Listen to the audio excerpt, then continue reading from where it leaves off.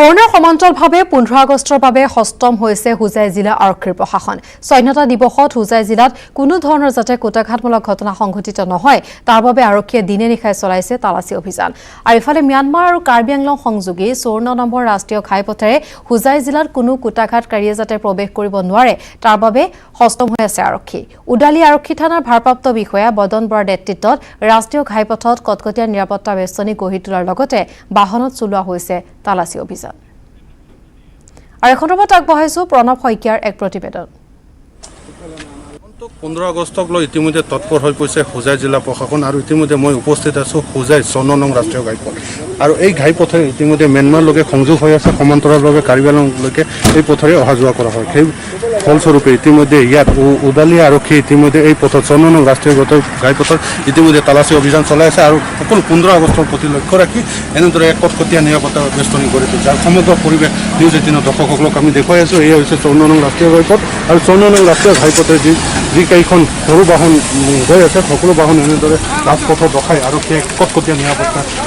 গঢ়ি তুলি তালাচী অভিযান চলাই আছে। আৰু ইতিমধ্যে আৰক্ষীয়ে সকলো যি ধৰণৰ তালাচী চলাই আছে সকলো দৃশ্য আমি দেখুৱাই আছোঁ। আৰক্ষী আছে, আৰক্ষীৰ লগত আমি কথা পাতিবলৈ যত্ন কৰিম। যিহেতু সমাগত 15 আগষ্ট আৰু 15 আগষ্টৰ প্ৰতি লক্ষ্য ৰাখি ইতিমধ্যে আৰক্ষীয়ে যি ধৰণৰ কটকটীয়া নিৰাপত্তা বেষ্টনী গঢ়ি তুলিছে 54 নং ৰাষ্ট্ৰীয় ঘাইপথত আৰু সকলো ধৰণৰ ইয়াত আৰক্ষীৰ কটকটীয়া নিৰাপত্তা বেষ্টনীৰ মাজত তালাচী অভিযান চলিছে। মই আপোনালোকৰ ওচৰলৈ আহিছোঁ। দেখা গৈছে কোভিডৰ সমান্তৰালভাৱে আপোনালোকে এতিয়া 15 আগষ্টক লৈ খষ্টম হৈ আছে, সকলো তালাচী অভিযান চলাই আছে। কি ক'ব? আগন্তুক যি 15 আগষ্ট আমাৰ আহি আছে, ইয়াত যাতে কোনো ধৰণৰ কুটাঘাতমূলক ঘটনা নহয় আৰু সেই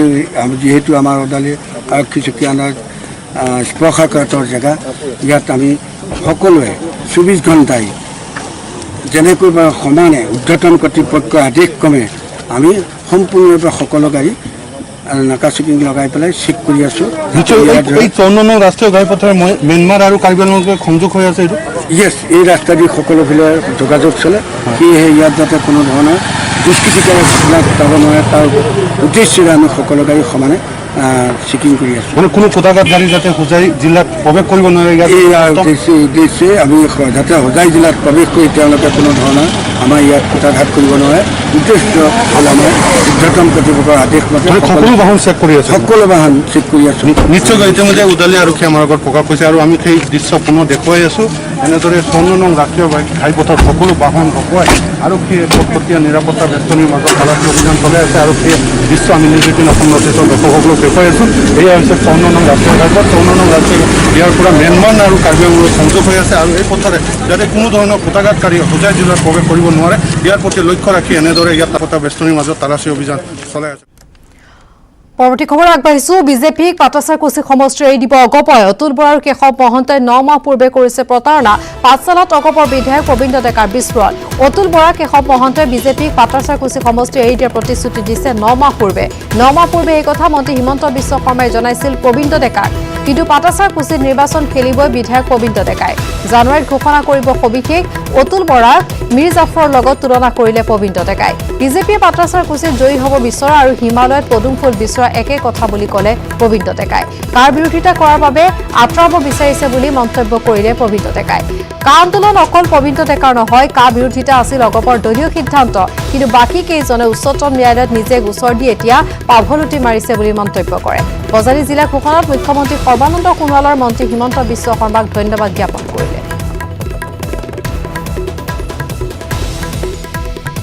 পাটাচাৰকুছি সমষ্টি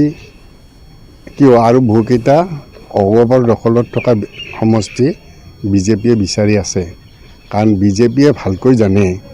যে এইবাৰ তেওঁলোকৰ অৱস্থা পানীত হাঁহ নচৰা হ'ব নিৰ্বাচনত। এই কথা তেওঁলোকে গম পাইছে। গম পাই চাৰিওপিনে তেওঁলোকে আমি যেনেকৈ বড়ো ইটো ঘাটত মাছ নাপালোঁ সিটো ঘাটলৈ যাওঁ, ইটো ঘাটত মাছ নাপালোঁ তাতে পেলাওঁ, যে বড়ো য'তে ত'তে পেলালেতো মাছ নাপায়। গতিকে সেই ঘাট বদলি থকা মানুহৰ সেইটো মাছ নাপায় বৰশীত। তেওঁলোকৰ বৰ্তমান তেনেকুৱা হৈছে। ডক্টৰ হিমন্ত বিশ্ব শৰ্মাই কি বুলি কৈছিল আপোনাক? হিমন্ত বিশ্ব শৰ্মাই কৈছিল যে এইটো আমাৰ বিজেপি বিচাৰিছে, আপোনালোকৰ অতুল বৰা ডাঙৰীয়া আৰু কেশৱ মহন্ত ডাঙৰীয়া এতিয়া সন্মতি দিয়া বুলি মোক কৈছিল। মই মতামত দিয়া নিবলৈ সময়ে দেখা যাব। অতুল বৰা আৰু কেশৱ মহন্তই সমষ্টিটো এৰি দিছে নেকি? এৰি দিয়া বুলি তেওঁ সন্মতি দিয়া বুলি কৈছে বিচাৰাৰ ক্ষেত্ৰত। পাটাচাৰকুছি সমষ্টি হয়। আপোনাৰ পদক্ষেপ কি হ'ব এতিয়া? না চাওক মইতো নিৰ্বাচন খেলিমেই। খালি এটা কথাই মই হিমন্ত বিশ্ব শৰ্মা ডাঙৰীয়াক কৈছিলোঁ যে চাওক হিমন্ত, এইটো কথা তোমাৰ পৰা শুনিলোঁ, মই জানিলোঁ, সাধ্যহতে এইটোৱে মোৰ কাৰণে যথেষ্ট। সময়ত দেখা যাব কি কৰা যায়। কিমান দিন আগত কৈছিলে এই কথাটো? এইটো কেন্দুগুৰিত যেতিয়া তেখেতে এই হেৰি কৰিবলৈ আহিছিলে, আৰু আমাৰ এটা ৰাস্তা আধাৰশিলা স্থাপন কৰিবলৈ আহিছিলে, ময়ো আছিলোঁ গাড়ীত। যেতিয়া আমি আহিছিলোঁ ভাত খাবলৈ, তেতিয়া মোক তেখেতে কৈছিলে। তাৰমানে দলৰ মজিয়াত আপোনাক এক প্ৰকাৰ সভাপতি আৰু মন্ত্ৰীয়ে চুৰি মাৰা বুলি ভাবে নেকি আপুনি সেইদিনাখনে? মই নাভাবোঁ কিনো চুৰি মাৰিব তেওঁলোকে। এনেও কা বিৰোধী আন্দোলনত তেওঁলোকে হয়তো খুব বেছি ধৰি লওক মিৰ্জাফৰ হ'ব পাৰে। এয়া আছিলে পবিন্দ্ৰ ডেকাৰ এই বিস্ফোৰক ভাষ্য। ইতিমধ্যে নিউজ 18 অসম নৰ্থ ইষ্টৰ দৰ্শকলৈ আমি আগবঢ়ালোঁ, য'ত তেওঁ উল্লেখ কৰিছে কিদৰে 9 মাহ পূৰ্বে পাটাচাৰকুছি সমষ্টি এৰি দিছে অতুল বৰা, কেশৱ মহন্তই, আৰু এই কথা তেওঁক জনাইছে মন্ত্ৰী ডক্টৰ হিমন্ত বিশ্ব শৰ্মাই। কিন্তু তাৰ পিছতো তেওঁ দৃঢ় প্ৰতিজ্ঞ। তেওঁ কৈছে যে পাটাচাৰকুছিত তেওঁ নিৰ্বাচন খেলিবই, আৰু অতুল বৰাক তেওঁ মীৰ জাফৰৰ লগত তুলনা কৰিলে। আৰু লগতে আন এক প্ৰসংগ উত্থাপন কৰিছে যে কা আন্দোলনৰ সময়ত যিহেতু তেওঁ কাৰ বিৰোধিতা কৰিছিল, তাৰ বাবে হয়তো এনে হ'ব পাৰে বুলি তেওঁ মন্তব্য কৰিছে। আৰু লগতে তেওঁ কৈছে যে কা আন্দোলন কেৱল তেওঁৰে নহয়, কা বিৰোধিতা কৰাটো আছিল অগপৰ দলীয় সিদ্ধান্ত। কিন্তু তাৰ পিছতো পাভলুটি মাৰিছে কেইবাগৰাকীও দলীয় নেতাই, বিধায়কে, যাৰ ফলত তেওঁ এতিয়া ক্ষোভ ব্যক্ত কৰিছে। আৰু সমান্তৰালভাৱে বজালী জিলা ঘোষণাত মুখ্যমন্ত্ৰী সৰ্বানন্দ সোণোৱালৰ মন্ত্ৰী হিমন্ত বিশ্ব শৰ্মাক ধন্যবাদ জ্ঞাপন কৰিছে পবিন্দ্ৰ ডেকাই।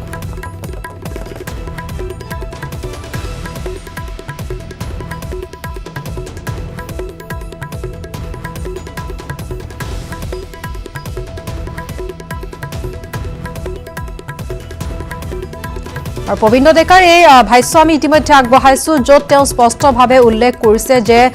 কিদৰে পাটাচাৰকুছি সমষ্টি এৰি দিয়া হৈছে, বিজেপিক অগপই এৰি দিছে, আৰু 9 মাহ পূৰ্বে এই কাম তেওঁলোকে সম্পন্ন কৰিছে, যাৰ ফলত মীৰ জাফৰৰ লগত তুলনা কৰিছে তেওঁ অতুল বৰাক। আৰু তেওঁ ক্ষোভ ব্যক্ত কৰিছে আৰু কৈছে যে যিকোনো প্ৰকাৰে হ'লেও তেওঁ নিৰ্বাচনত অৱতীৰ্ণ হ'বই, তেওঁ নিৰ্বাচন খেলিবই, আৰু পাটাচাৰকুছি সমষ্টি তেওঁৰ হাততে থাকিব বুলি তেওঁ ক'ব বিচাৰিছে। তেওঁ তুলনা কৰিছে হিমালয়ত পদুম ফুল বিচৰা আৰু পাটাচাৰকুছিত জয়ী হ'ব বিচৰা বিজেপিয়ে এই দুইটা একে কথা বুলি। পাঠশালাৰ পৰা ধ্ৰুৱজ্যোতি তালুকদাৰ আমাৰ সৈতে আছে এই সন্দৰ্ভত অধিক তথ্যৰ বাবে। ধ্ৰুৱ, ইতিমধ্যে আমি ভাষ্য শুনা পাইছোঁ, তেওঁ স্পষ্টভাৱে উল্লেখ কৰিছে এই বিস্ফোৰক মন্তব্য বুলি ক'ব লাগিব আজিৰ দিনটোত। আৰু কি শেহতীয়া খবৰ আছে আপোনাৰ হাতত? হয় ভা, পাটাচাৰকুছি সমষ্টিত সম্প্ৰতি বিধায়ক পবিন্দ্ৰ ডেকাই অতুল বৰা আৰু কেশৱ মহন্তৰ বিৰুদ্ধে ডাঙৰ খাই উঠিছে। কিয়নো 9 মাহ পূৰ্বে যেতিয়া ডক্টৰ হিমন্ত বিশ্ব শৰ্মা পাঠশালাত এটা পথ উদ্বোধন কৰিবলৈ আহিছিল, আৰু সেই সময়তে পাটাচাৰকুছি সমষ্টিৰ অগপ আৰু বিজেপিৰ যি মিত্ৰজোঁটৰ বিধায়ক আছিল পবিন্দ্ৰ ডেকাক ডক্টৰ হিমন্ত বিশ্ব শৰ্মাই যে অতুল বৰা আৰু কেশৱ মহন্তই পাটাচাৰকুছি সমষ্টিটো অগপক এৰি দিব বুলি তেতিয়াই কৈছিল বুলি পবিন্দ্ৰ ডেকাই অৱগত কৰিছিল। আৰু তাৰপিছত পবিন্দ্ৰ ডেকাই এই কথা জানিও নজনাৰ ভৰ ধৰি আছিল যদিও এতিয়া শেহতীয়াভাৱে তেওঁ গম পাইছে যে দৰাচলতে পাটাচাৰকুছি সমষ্টি আগন্তুক বিধানসভা নিৰ্বাচনৰ বাবে বিজেপিক এৰি দিব, যাৰ ফলত পবিন্দ্ৰ ডেকাই ইতিমধ্যে নিজে সিদ্ধান্ত লৈছে যে তেওঁ অগপৰ পৰা টিকেট নাপালেও তেওঁক পাটাচাৰকুছি সমষ্টিত প্ৰাৰ্থিত্ব প্ৰদান কৰিব, আৰু তেওঁ নিৰ্বাচনত অৱতীৰ্ণ হ'ব। আৰু কা বিৰোধী আন্দোলনৰ ক্ষেত্ৰত পবিন্দ্ৰ ডেকাই চৰকাৰৰ বিৰুদ্ধে মাত মাতি থকা বুলি অগপৰ একাংশ নেতাই ইতিমধ্যে তেওঁক অভিযোগ উত্থাপন কৰি থকাৰ ফলত তেওঁ কৈছে যে যিসকলে তেওঁৰ ওপৰত অভিযোগ উত্থাপন কৰিছে সেইসকলে ইতিমধ্যে কাৰ বিৰুদ্ধে উচ্চতম ন্যায়ালয়ত গোচৰ তুলিছে। গতিকে এই ক্ষেত্ৰত যি অগপৰ স্থিতি আৰু তেওঁৰ বিৰুদ্ধে ষড়যন্ত্ৰ, এই ষড়যন্ত্ৰৰ বিৰুদ্ধে তেওঁ অতুল বৰাক ইতিমধ্যে মীৰ জাফৰৰ লগত তুলনা কৰিছে। হয় ভা। হয়, আৰু 9 মাহ পূৰ্বে তেওঁ যদি এই বিষয় সন্দৰ্ভত অৱগত আছিল, তেনে আজিৰ দিনটোতহে তেওঁ কিয় মুখ খুলিছে? হয়, এই সন্দৰ্ভত আমি প্ৰশ্ন উত্থাপন কৰিছিলোঁ। তেওঁ কৈছে যে আৰু যিহেতু তেওঁ 9 মাহ পূৰ্বে গম পাইছিল, তৎসত্বেও তেওঁ মুখ খোলা নাছিল, কিয়নো যে নিৰ্বাচন আহিলে তেওঁ ভাবিছিল যে এইটো পথ পৰিৱৰ্তন হ'ব, যিহেতু ৰাজনীতিত সকলো সম্ভৱ। আৰু তেওঁ সেইকাৰণে এতিয়া আমাক জানিবলৈ দিছে যে জানুৱাৰীত তেওঁ এই বিষয়ে সবিশেষ ঘোষণা কৰিব। জানুৱাৰীৰ প্ৰথম সপ্তাহতে তেওঁ এই বিষয়ে সবিশেষ ঘোষণা কৰিব আৰু পাটচাকুছি সমষ্টিত তেওঁ নিৰ্বাচন খেলিবই আৰু কি ধৰণে নিৰ্বাচন খেলিব কেনেদৰে তেওঁ জয় হ'ব এই সন্দৰ্ভত তেওঁ ইতিমধ্যে যি ৰণকৌশল এই ৰণকৌশল তেওঁ প্ৰস্তুত কৰা বুলি আমাক জানিবলৈ দিছে কিন্তু সবিশেষ তেওঁ জানুৱাৰী প্ৰথম সপ্তাহতে তেওঁ সংবাদ মাধ্যমক অৱগত কৰিবলৈ জানিবলৈ দিছে হয় ধ্ৰুৱৰ মুহূৰ্তত আপোনাক ধন্যবাদ জনাইছো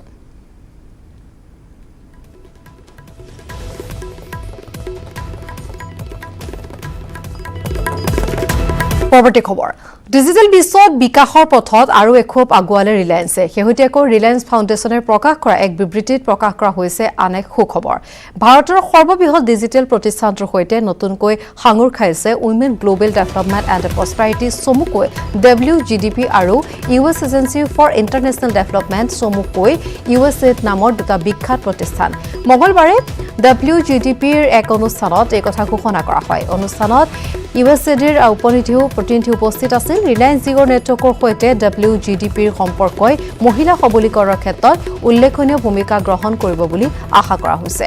বৰ্তমান ভাৰতৰ সৰ্ববৃহৎ আৰু বিশ্বৰ দ্বিতীয় সৰ্ববৃহৎ নেটৱৰ্ক প্ৰতিষ্ঠান জিঅ'ৰ সেৱা গ্ৰহণকাৰীৰ ভিতৰত মহিলাৰ সংখ্যা 120 মিলিয়ন গৰাকী আৰু এই সংখ্যা প্ৰতিদিনে বৃদ্ধি হৈ আছে প্ৰতিষ্ঠানৰ অধ্যক্ষা নীতা আম্বানীৰ নেতৃত্বত জিঅ'ই সম্প্ৰতি ভাৰতৰ সৰ্বস্তৰ লোকক সামৰি ল'বলৈ সক্ষম হৈছে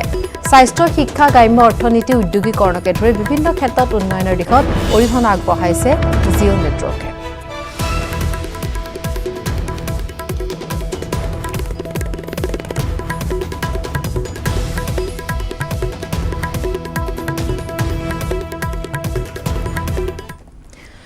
বাইহাটা চাৰিআলিৰ মুক্তাপুৰ গাঁৱৰ এক হৃদয়বিদাৰক ঘটনা বিনোদ বৰা নামৰ দিন হাজিৰা কৰা এজন ব্যক্তি সৰ্বশ্ৰান্ত হ'বলগীয়া হৈছে পুত্ৰৰ চিকিৎসাৰ নামত এক অচিন ৰোগত আক্ৰান্ত বিনোদ বৰাৰ পঞ্চম শ্ৰেণীত পঢ়ি থকা পুত্ৰ নীলোৎপল বৰা বিগত 3 বছৰে পুত্ৰৰ চিকিৎসাৰ বাবে অসমৰ বিভিন্ন হস্পিটেলত চিকিৎসা কৰাৰ উপৰিও অসমৰ বাহিৰতো চিকিৎসা কৰি আজিলৈকে কোনো সুফল নাপালে মাটি বাৰী সকলো বিক্ৰী কৰি পোৱা ধনেৰে পুত্ৰৰ চিকিৎসা কৰিও সুস্থ কৰিব পৰা নাই সেয়েহে এতিয়া বিনোদ বৰা আৰু তেওঁৰ পত্নীয়ে আৰ্থিক সহায় বিচাৰিছে চৰকাৰ তথা হৃদয়বান ব্যক্তিৰ পৰা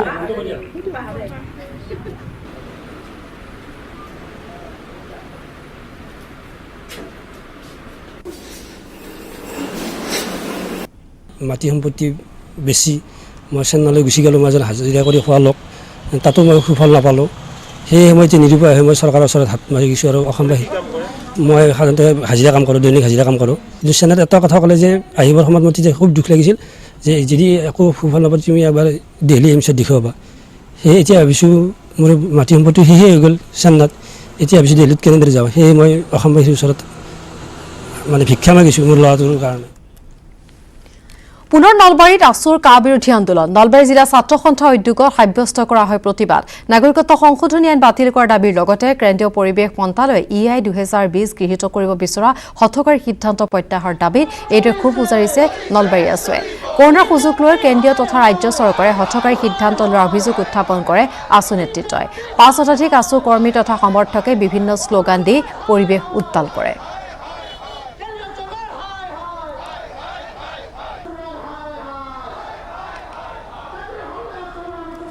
আৰু প্ৰতিবাদী কাৰ্যসূচী সন্দৰ্ভত আগবঢ়াইছো ত্ৰিদীপ কলিতাৰ এক প্ৰতিবেদন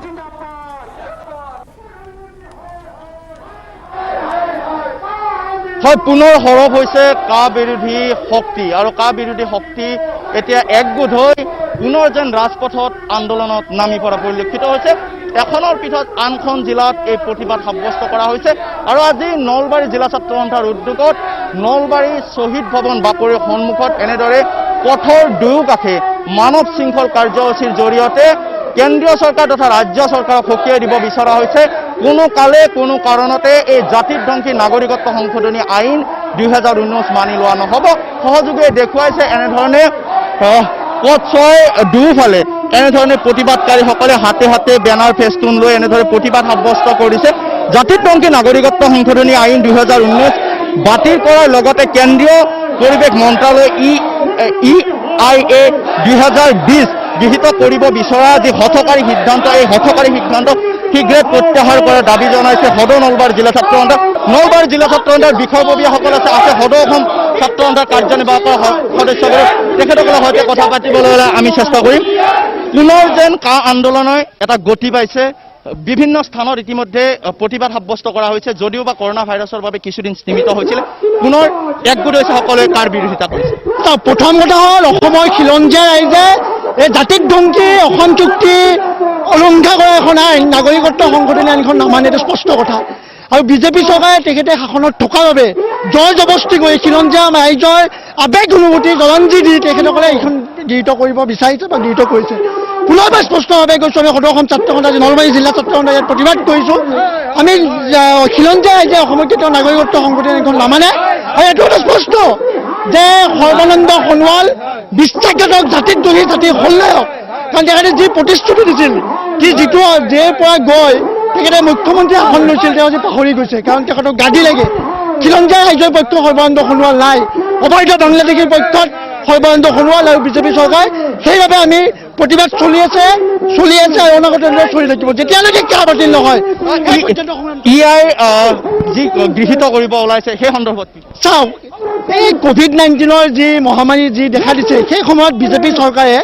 মানুহক ঘৰৰ ভিতৰত সোমাই থৈ তেখেতসকলে বন্ধ কটাৰ ভিতৰত বিভিন্ন জনবিৰোধী কাম কৰি আছে এইটো কথা স্পষ্ট যে উত্তৰ পূৰ্বাঞ্চল আৰু অসমৰ যি জৈৱিক বৈচিত্ৰ্য বুলি ভাবুকি আনিব বিচাৰিছে সেই আইনখন সঁচৰাখনো আমি কেতিয়াও মানি নলওঁ অসমৰ ৰাইজে মানি নলয় এইখন বাতিল কৰিবই লাগিব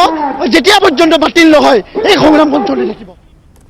অসম আৰক্ষীৰ 4গৰাকী বিষয়ালৈ তদন্তৰ পাৰদৰ্শিতাৰ মেডেল ঘোষণা কেন্দ্ৰীয় চৰকাৰে ঘোষণা কৰিলে মেডেল উপ আৰক্ষী মহাপৰিদৰ্শক দেৱজ্যোতি মুখাৰ্জীলৈ মেডেল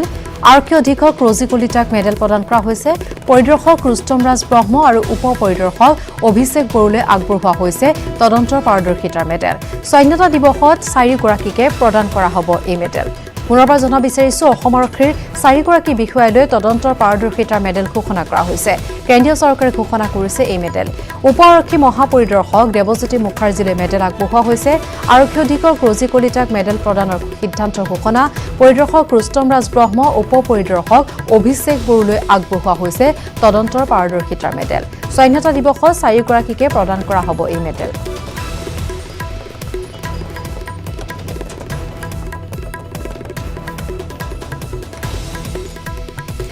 তিনচুকীয়া জিলাৰ ফিলবাৰী আৰক্ষী থানাৰ অন্তৰ্গত বিষ্ণুপুৰ গাঁৱত সংঘটিত হৈছে এক চাঞ্চল্যকৰ ঘটনা এগৰাকী নাবালিকাক প্ৰলোভন দি ধৰ্ষণ কৰি 7 মাহৰ অন্তঃসত্ত্বা কৰা এক জঘন্য ঘটনা প্ৰথম অৱস্থাত ঘটনাৰ সৈতে এজন বিজেপি নেতাৰ নাম সাঙুৰ খাই পৰিছিল যদিও ৰহস্যজনকভাৱে ভুক্তভোগী কিশোৰীগৰাকীৰ পৰিয়ালে অন্য এজন কিশোৰৰ নামতে ফিলবাৰী আৰক্ষী থানাত এজাহাৰ দাখিল কৰিছে কিশোৰীগৰাকীৰ পিতৃয়ে উল্লেখ কৰা অনুসৰি স্থানীয় জনৈক শইকীয়া নামৰ গাঁওবুঢ়াগৰাকীয়ে ঘটনা মীমাংসা কৰিবলৈ দুয়োটা পৰিয়ালক হেঁচা দিছিল কিন্তু অভিযুক্ত কিশোৰগৰাকীয়ে এনে কাৰ্যৰ লগত জড়িত নহয় বুলি দাবী কৰি কিশোৰৰ পিতৃ আৰক্ষীৰ কাষ চাপে বহু বিতৰ্কিত স্থানীয় বিজেপি নেতা তথা কাকপথাৰ আঞ্চলিক পঞ্চায়তৰ সদস্য শ্যাম বাবুৱে অভিযুক্ত কিশোৰগৰাকীৰ পৰিয়ালক বাৰে বাৰে ফোন কৰি কিশোৰীগৰাকীক পৰিয়ালক ধনেৰে মেনেজ কৰি ঘটনাটো মীমাংসা কৰিবলৈ হেঁচা দিয়াৰ এক ফোন ৰেকৰ্ডিং পোহৰলৈ আহিছে যাৰ ফলত সমগ্ৰ ঘটনাটো আৰু অধিক ৰহস্যৰ মাজত সোমাই পৰিছে সমগ্ৰ ঘটনা সম্পৰ্কে ফিলবাৰী আৰক্ষীয়ে গোচৰ পঞ্জীয়ন কৰি তদন্ত অব্যাহত ৰাখিছে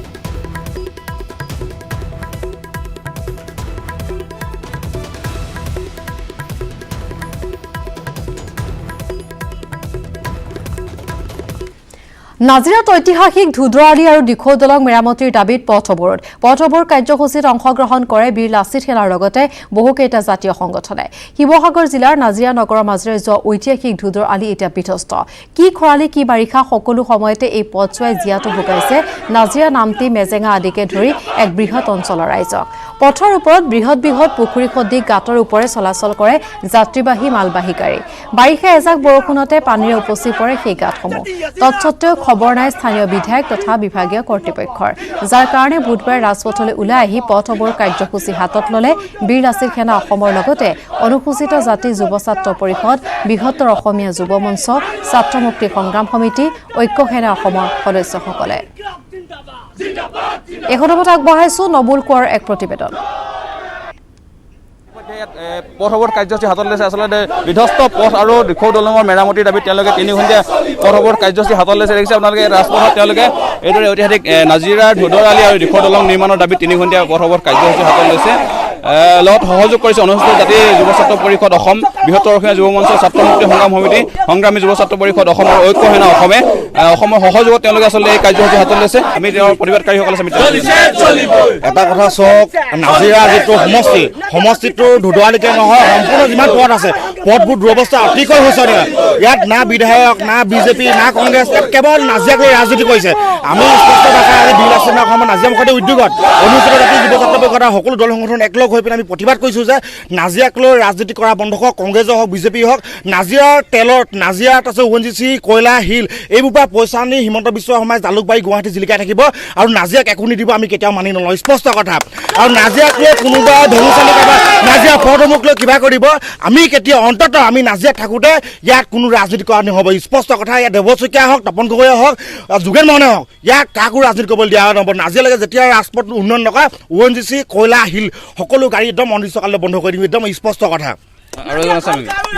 চাওক এই মুহূৰ্তত আমি এটা কথা ক'ব বিচাৰিছোঁ নাজিৰা আৰু শিমলগুৰি এটা ইমান ব্যস্ততাপূৰ্ণ পথ এই পথটোক লৈ আমি দেখিছোঁ 15-20 বছৰ কেৱল মাত্ৰ ৰাজনীতি হৈছে আপুনি দেখিব যে দলংখনৰ মাজত যিকেইটা ফাট মেলিছে এই ফাটে বিভিন্ন সময়ত এক্সিডেণ্ট কৰাৰ লগতে আমাৰ বিভিন্ন গাড়ী মটৰবিলাক পামচাৰ কৰিছে কিন্তু তাৰ পাছতো আমি এটা স্পষ্টভাৱে ক'ব লাগিব যে গড়কাপ্তানি নামৰ যিটো নাজিৰাত বিভাগ আছে এই বিভাগটোৱে বাৰে বাৰে মানুহক প্ৰতিশ্ৰুতি দিয়ে যে এই ৰাজপথটো হ'ব উন্নয়ন হ'ব দলংখন বা আমি ভালকৈ হ'ব গোটেই মানুহবিলাক কথাবোৰ কয় কিন্তু আমি দেখিছোঁ বাৰে বাৰে এয়া মাত্ৰ প্ৰতিশ্ৰুতি দিয়ে কিন্তু কাৰ্যক্ষেত্ৰত ৰূপায়ণ নহয় যাৰ কাৰণে আজি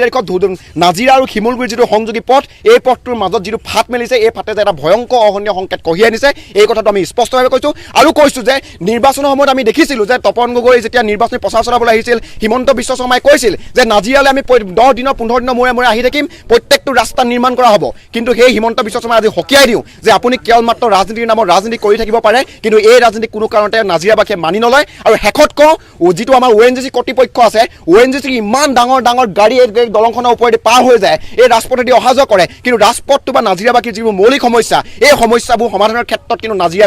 নাজিৰা যিটো ONGC কৰ্তৃপক্ষ আছে কৰ্তৃপক্ষ কিন্তু ভূমিকা গ্ৰহণ নকৰিলে আৰু আমি SDO চিভিল যিটো আমাৰ প্ৰশাসনিক আছে প্ৰশাসনৰ বাৰে বাৰে আলোচনা হয় এই ৰাজপথটোক লৈ এই দলংখনক লৈ কিন্তু তেওঁলোকেও কেৱল মাত্ৰ সেই তৈলক্ষেত্ৰ কোম্পানীসমূহৰ যেন ঠিকাদাৰ তেওঁলোকে যেন তাৰ হৈ কাম কৰে এই কথাটো আমি দেখিছোঁ কেৱল মাত্ৰ প্ৰশাসনে আমাৰ আন্দোলনবিলাক নিষ্ক্ৰিয় কৰিব বিচাৰে এই আন্দোলনবিলাক হ'বলৈ দিব নিবিচাৰে এয়াই হৈছে তেওঁলোকৰ মূল দাবী আমি কওঁ প্ৰশাসনকো কওঁ যে আপোনালোকে যদি এই ৰাজপথটো নিৰ্মাণ কৰিব পাৰে দলংখন নিৰ্মাণ কৰিব পাৰে তেনেহ'লে আপোনালোকে ডাইৰেক্ট কওক তেতিয়াহ'লে আমি আঁতৰি গুচি যাম আমাৰ প্ৰশাসনৰ প্ৰতি স্পষ্ট কথা যে দলংখন নিৰ্মাণ কৰিব যিবোৰ ফাট মেলি নিৰ্মাণ কৰিব লাগিব আৰু ৰাজপথটো সুন্দৰ হ'ব লাগিব কাৰণ ইয়াত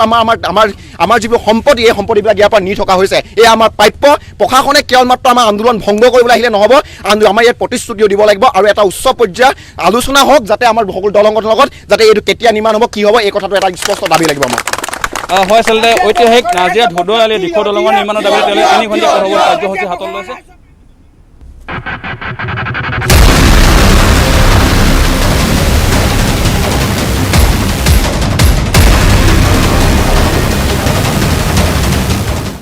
আমেৰিকাৰ ৰাষ্ট্ৰপতি নিৰ্বাচনত উপৰাষ্ট্ৰপতি পদৰ প্ৰাৰ্থী হ'ব ভাৰতীয় মূলৰ কমলা হেৰিছ ডেমক্ৰেটিক পাৰ্টিৰ উপৰাষ্ট্ৰপতি পদৰ প্ৰাৰ্থী হিচাপে হেৰিছৰ নাম ঘোষণা কৰা হৈছে আমেৰিকাৰ ৰাষ্ট্ৰপতি নিৰ্বাচনত এক ঐতিহাসিক ঘটনাৰূপে ডেমক্ৰেটিক দলৰ উপৰাষ্ট্ৰপতি পদৰ প্ৰাৰ্থী হিচাপে নামিব কমলা হেৰিছ দলটোৰ ৰাষ্ট্ৰপতি পদৰ প্ৰাৰ্থী জো বিডেনে আজি কমলা হেৰিছৰ নাম ঘোষণা কৰে উপৰাষ্ট্ৰপতি পদৰ বাবে আমেৰিকাত অতি সাহসিক ৰাজনৈতিক নেত্ৰীৰূপে প্ৰতিষ্ঠিত 54 বছৰীয়া কমলা হেৰিছ ফিমেল বাৰাক ওবামা ৰূপে বিখ্যাত 2011 চনৰ পৰা 2017 চনলৈ কেলিফৰ্ণিয়াৰ এটৰ্নি জেনেৰেল আছিল কমলা হেৰিছ কমলাৰ মাতৃ তামিলনাডুৰ শ্যামলা গোপালন আৰু পিতৃ হৈছে জামাইকা মূলৰ ডনাল্ড হেৰিছ কেলিফৰ্ণিয়াত জন্ম হৈছিল কমলা হেৰিছৰ শিশুৰ অধিকাৰ শিশু আৰু মহিলাৰ নিৰ্যাতন ৰোধ দৰিদ্ৰ লোকৰ উন্নয়নমূলক কাম বৃহৎ বেংকৰ বিৰুদ্ধে লোৱা সাহসিক পদক্ষেপৰ বাবে আমেৰিকাত সুনাম কমলা হেৰিছৰ কমলা হেৰিছ প্ৰথম কৃষ্ণাংগ মহিলাৰ লগতে প্ৰথম ভাৰতীয় মূলৰ যিয়ে ৰাষ্ট্ৰপতি নিৰ্বাচনত শীৰ্ষ পৰ্যায়ত প্ৰতিদ্বন্দ্বিতা কৰিব to implementing because this is well within our power. And if we have a sense of urgency about it. All right, I'm going to call this. You're going to control the chaos a little bit. Kyung, go ahead. Hi, Senator. How are you?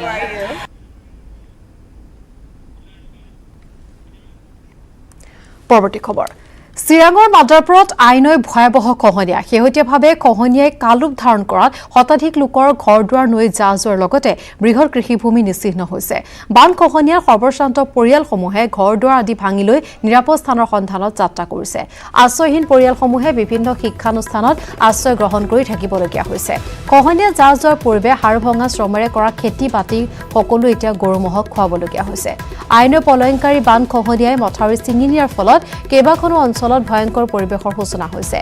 বানাক্ৰান্তই চৰকাৰী সাহায্য বিচাৰি হাহাকাৰ কৰিছে আৰু ইফালে হাগ্ৰামা মহিলাৰ নেতৃত্বাধীন BPF চৰকাৰে বিটিচিৰ 17 বছৰীয়া শাসনকালত খহনীয়া প্ৰতিৰোধৰ বাবে পদক্ষেপ হাতত নোলোৱাৰ বাবে ক্ষোভ ব্যক্ত কৰিছে স্থানীয় লোকে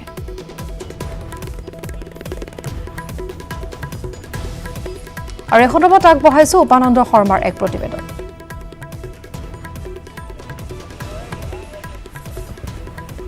চিৰাঙত এতিয়া আইনৈ খহনীয়াৰ তাণ্ডৱ আৰু দেখিবলৈ পাইছে যে মই এতিয়া উপস্থিত আছোঁ নাঙলভাঙা ভিচিডিচিৰ অন্তৰ্গত মাদাৰপুৰত কিন্তু মই এতিয়া যি ভেটিত উপস্থিত আছে এটা ঘৰৰ কিন্তু এতিয়া ঘৰটো নাই কিয়নো মোৰ পিছফালে থকা এইখন আই নদী একেবাৰে খহনীয়াই ইয়াতে আহি উপস্থিত হৈছে যাৰ কাৰণে এইসকল লোকে এতিয়া ঘৰ দুৱাৰ এৰি তেওঁলোকে নিৰাপদ স্থানত